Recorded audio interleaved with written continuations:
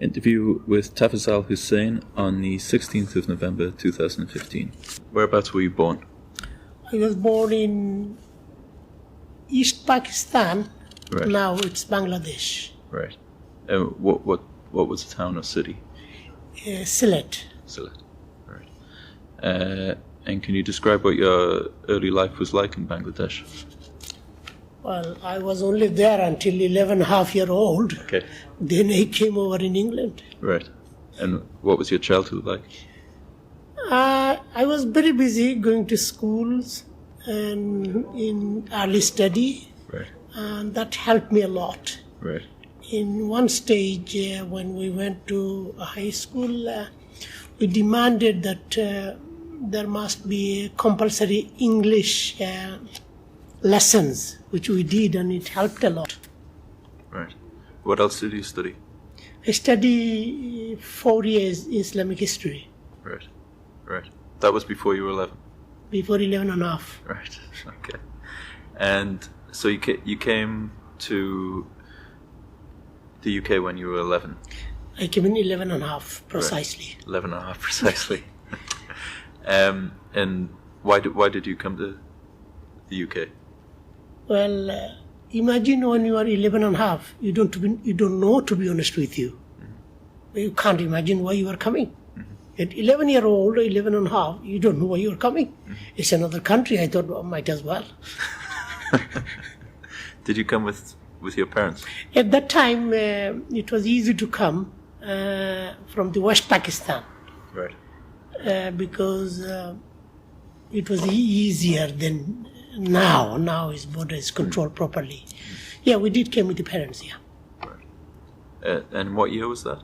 1967. 1967. And do you know what your family's reason was for leaving Bangladesh? Well, now I would think it's poverty. Right. At that time I could not realize why am I going. Okay. Right. And where did you first go to once you got to the UK? I arrived, now I understand it's Gatwick Airport. Right. And from there I went to London. Right. And from there I went to Swansea, South Wales. And that's where I stayed most of my early life. What were your first impressions of the UK? I never thought of anything, but I only think people are saying yes, yes, yes, yes. You know, I mean, whatever they talk, they say yes, yes. I'm trying to follow what they're saying. Okay. When did you move to Sunderland? Sunderland, I moved once in 1980 for a couple of years in order to see if I could establish a business here. Which I could not succeed. After 2 years, I left and went back to London. And moved back again in 1990. I'm still here. What did you think of Sunderland? Not bad. Good and bad apples are everywhere. So, you know, you have to try and make things change at the same time, you know. What did you think was good and what did you think was bad? It depends on how your personal point of view. I found it majority are quite good. You do find now and again odd ones, but you don't want to anything to do with that. You try and educate them if possible. How easy did you find it to settle in Sunderland? Settling, I find it quite easy because I've been to a number of countries in the European Union, but the UK is the country, you don't have to talk to anybody. You can do it whichever means you want to, over the net, over the phone, over the office, one-to-one. Easily things can be done. It's not like any other country. That's why we settled here. Which other countries were you thinking about? Well, I've been to about 5 times. I've been to Holland. Right. 2-3 times I've been to France, Germany, Belgium, and I'm planning to go coming year, couple of countries. Yeah, last I visited Spain as well. I didn't like it that much, but went there. What didn't you like about it?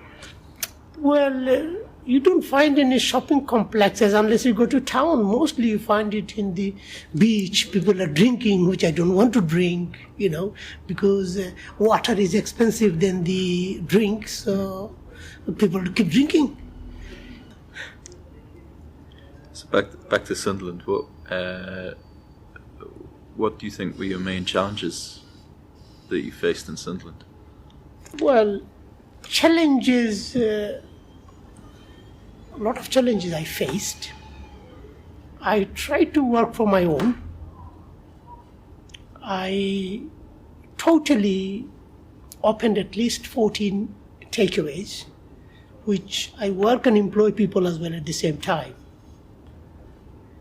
And it's a challenge because when you open something, invest in something, that you want to make success of it, not failure. But first number of them, it was quite success. And following credit crunch in the United Kingdom, things started falling. That's where I lost a number of takeaways as well. What were your impressions of the people of Sunderland? Well, I'm not one of those person who goes night clubbing or pubbing, so I find it fine. And did you meet members of other BME communities in Sunderland? Yes, when I came in the 90s or 80s, we found not as much as people in now, but I found it the gradually increasing coming and settling here. From which communities? From especially Bangladeshi communities, Right. because that's where we get involved. We see them, we know them. Around 4,000 or 5,000 people surrounding Sunderland and County Durham. We tend to know each other. Any other BME communities? Yes, Pakistani community and Indian communities. Right. And within last 5 years, I noticed a number of Afro-Caribbean people coming in. In the 80s, I didn't see many. Whereabouts in Sunderland did you live when you first came? I lived in Hendon most of the time. I'm here. I'm still living in Hendon. Have you studied in Sunderland? I did. In fact, I was approached by the Sunderland University. They said, you work for the community groups and provide services for the community. Why don't you take a course of leadership? I said, how long? They said 12 months, full time. So I said, I can't afford. So they arranged some funding from somewhere, and they let me study for 1 year as a matrix course, that's what they call it, in leadership, which gives you insight, knowledge of what people's roles are, what are they doing, and what you should be doing, what judges' roles are, what the police senior officers' roles are, this sort of thing.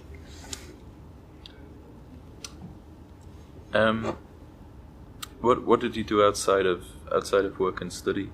How did you spend your time? Yeah, in the evening, I tend to live for my bread and butter, which means I work full time, sometimes part time. But in the evening, I don't do many social work. During the day, I'm available 7 days to help and support when needed. Do you have any memories of music? I'm not into music, to be honest with you, no. Okay.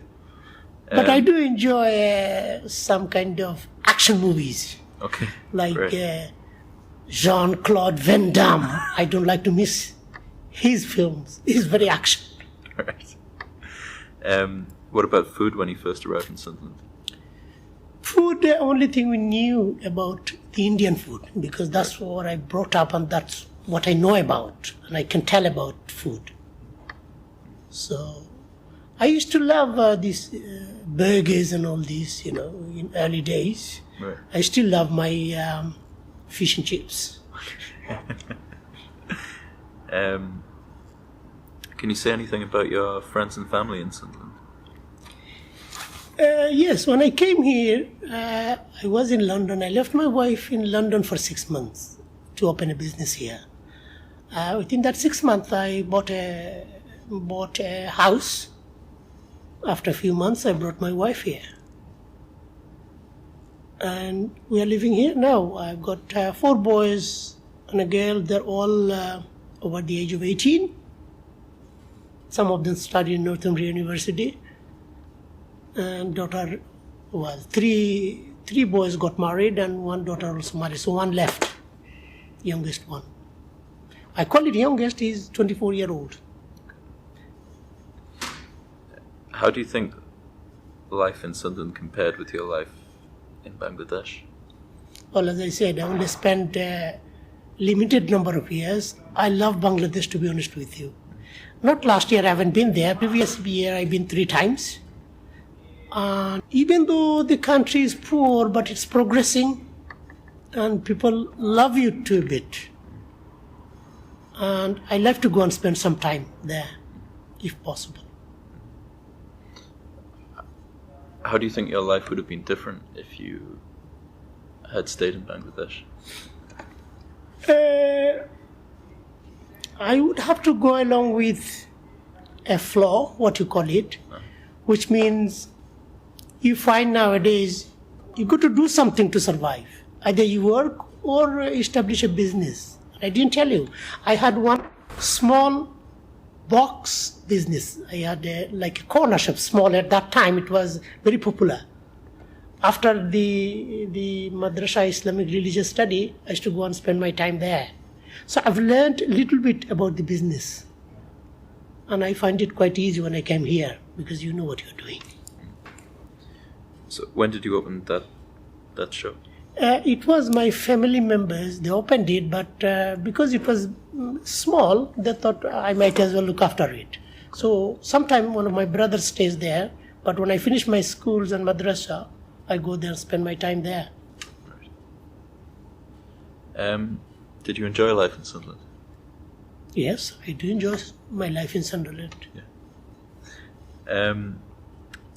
Is there anything that you miss about Bangladesh? I miss my childhood. I would say childhood, and most of members of my family, they grew up in Bangladesh. They know a lot about Bangladesh, and I don't.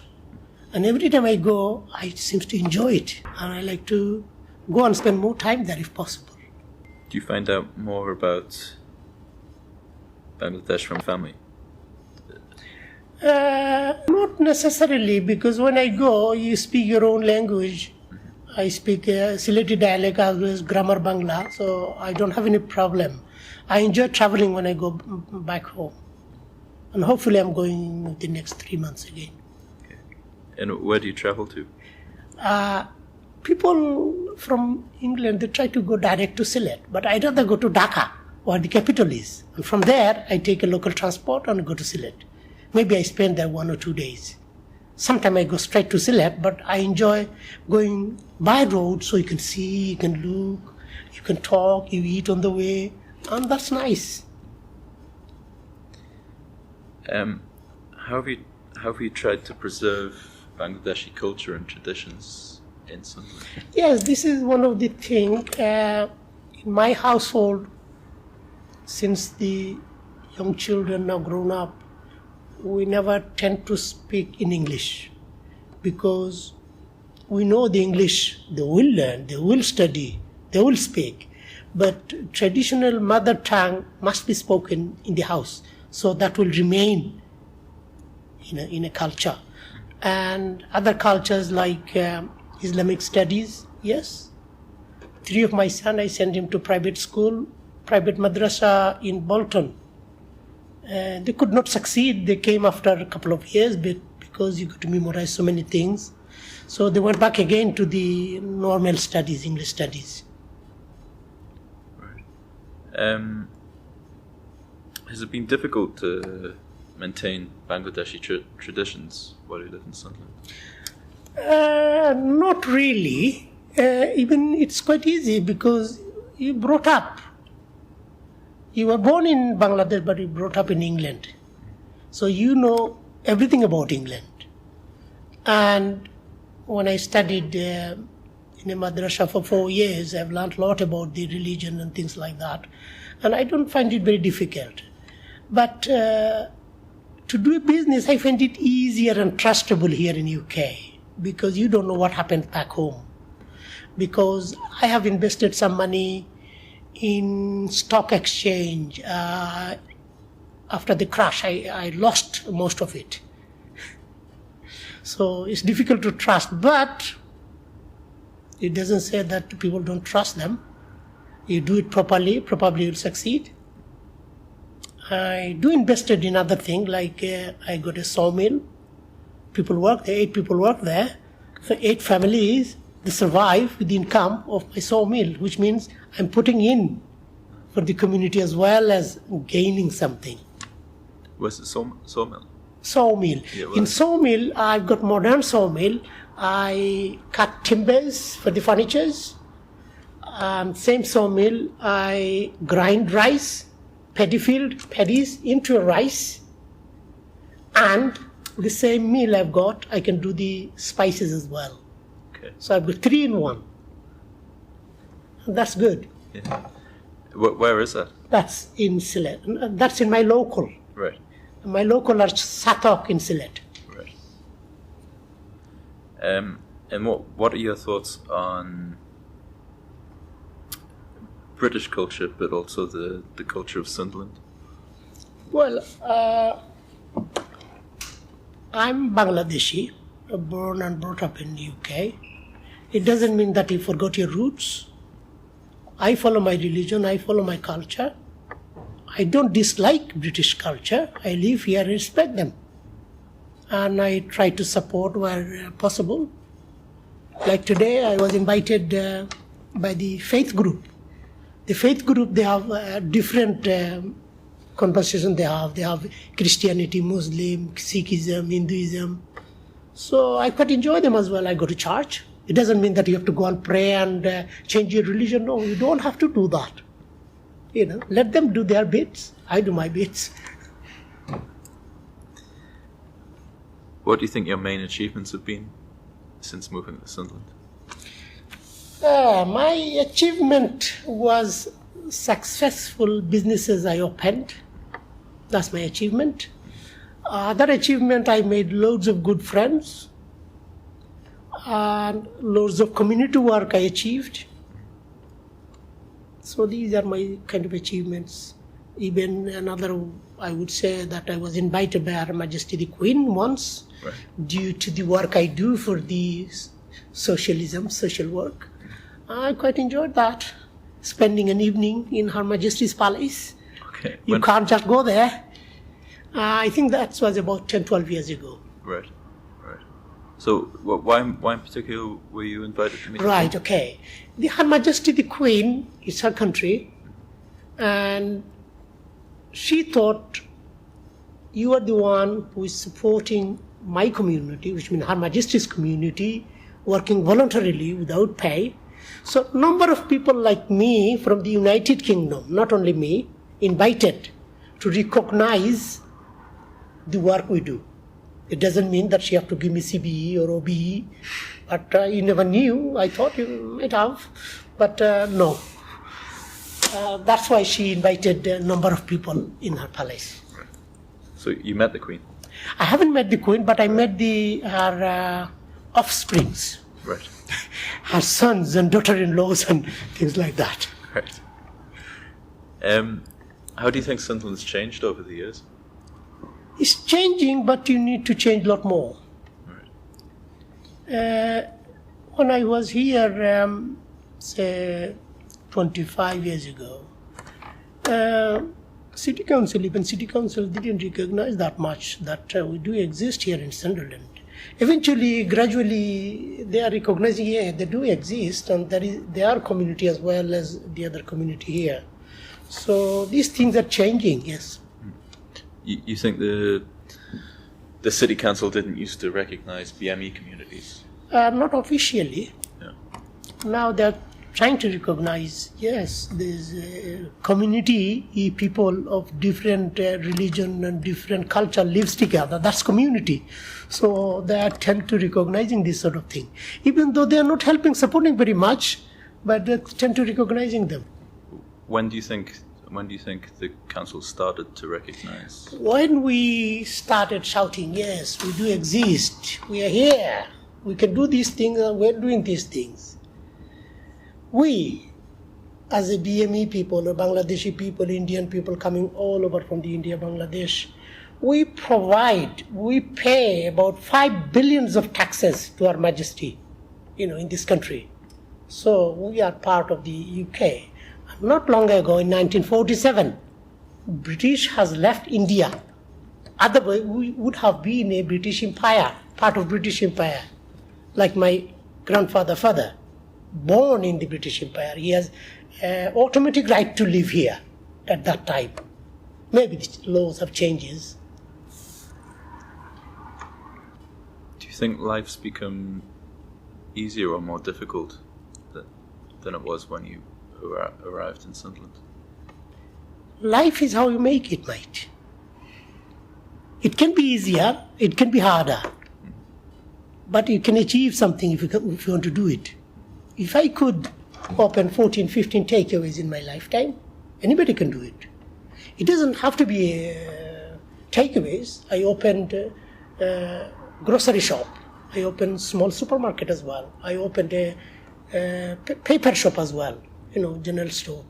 So you can't do it if you want to, but you got to put your time and hours in it. You can't be lazy.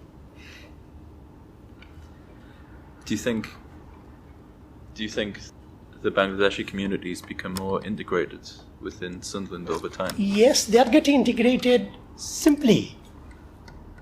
When I came here, I wasn't married. Then I got married. Then I had children. I brought my wife here. The children going to the local school, mixing with the people, that's integration. And before that, there was less education with the parents of those integrated children. So they sometimes are misunderstood about our culture and our thing. And the BME community, they are peace-loving people, to be honest. If you know them, they never want to go causing troubles. No. I think they are integrating more than before. Do you think integration's become easier than with children? With the children it's easier because they go to nurseries, they go to mixed people. So that's kind of integration. Then they go to high school, again mixed people, integration, So it's getting easier. What do you think the Bangladeshi communities contributed to Sunderland? They have contributed on many different ways. Those Bangladeshi here, most of the family members, they have their own businesses, which means they employ people rather than go on a dole. So that's a contribution. On that, you pay tax, you pay VAT, you employ people. Otherwise, this person has to be employed by the local authority and the country, so they're putting in. And places like these, we put so many services, like community center here. We provide number of different services. Somebody just came in from, say, Calais. They don't know what to do. We give him a guidance what to do, even though we do not have any funding for that. And these are input for Sunderland. Can you tell me a bit about your life outside of Sunderland when you moved? Well, I moved, when I came in, I was in Swansea. Yeah. I've learned a little bit of Welsh language as well. I moved from Swansea to Cardiff, Cardiff, they call it, then to Newport. From there, I went to London to work. When I was in Swansea in 1978, I was very keen on learning typewriters at that time, typings. Every office, everywhere you go, they got typings. You go to court, college, typings. So I want to learn that because I find it quite fascinating. The women and secretaries looking that way and typing that way, So I took that course. When I went to register, they said, yeah, what do you want? You can't only learn typing, you got to do complete course. I said, what do you mean complete course? They said, you have to do a secretarial course. So I've completed a secretarial course in 1978, and I have learned looking that way and typing. So that helped me a little bit in the modern world doing the computers. Even though I'm not very good at computers, but I'm good at typing. And what did you do for a living when you were in Wales? I spent most of my life working in the catering industry. And in London? Everywhere. Right. In London, I used to work as a cabbie as well as catering. How do you think life's different in Wales and in London than it is in Sunderland? Right, okay. In London, they tend to busy themselves. They're all busy themselves, they don't have any social thing like here in Sunderland. In Swansea, I find it much better because I never heard of racism. I never heard of. Because there wasn't many BME community at that time. So I mixed with the wider community people. I find it fascinating, good. I didn't see any racism. Now, after all these years coming in Sunderland, I do sometimes find that racism do exist, and that's need to be tackled, Can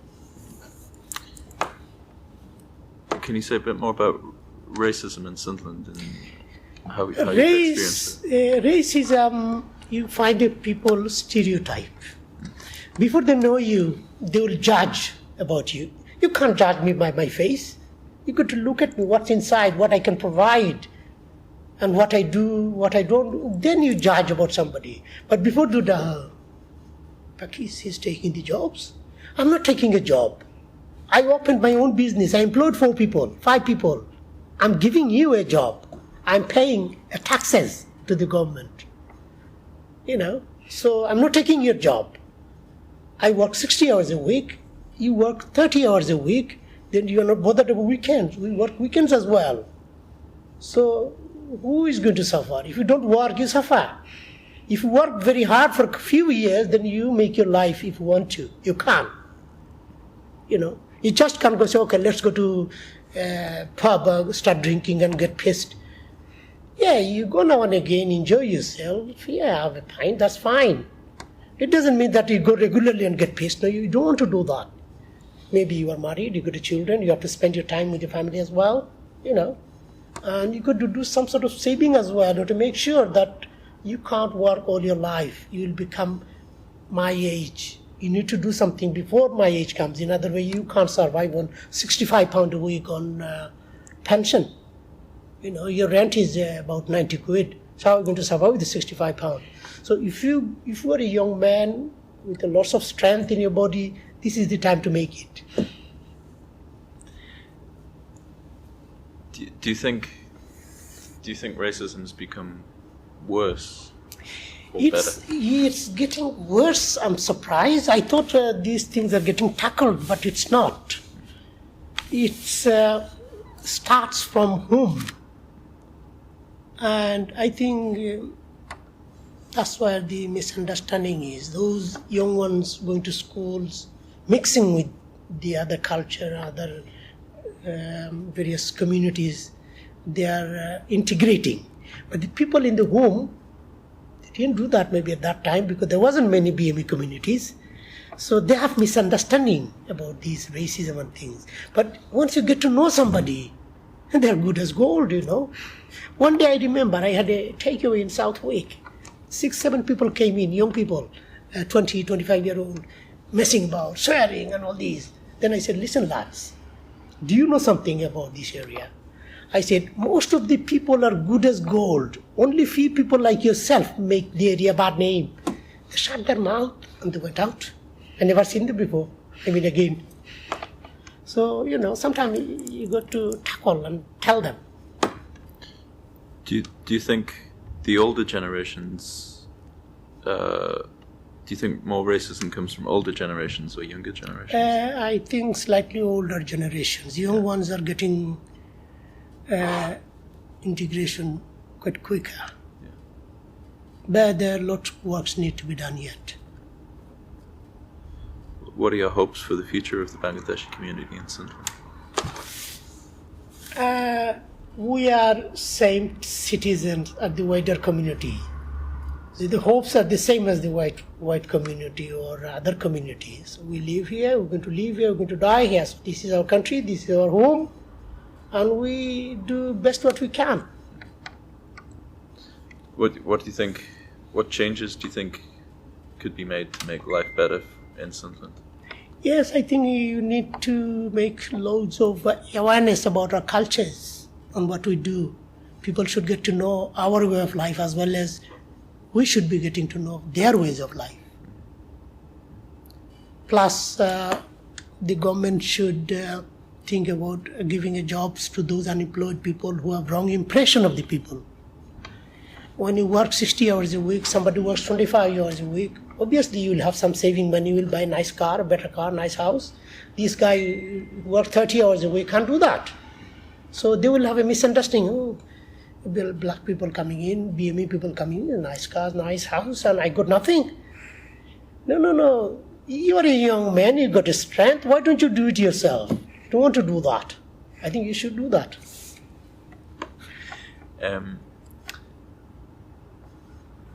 What do you think the main challenges facing younger people in Sunderland are?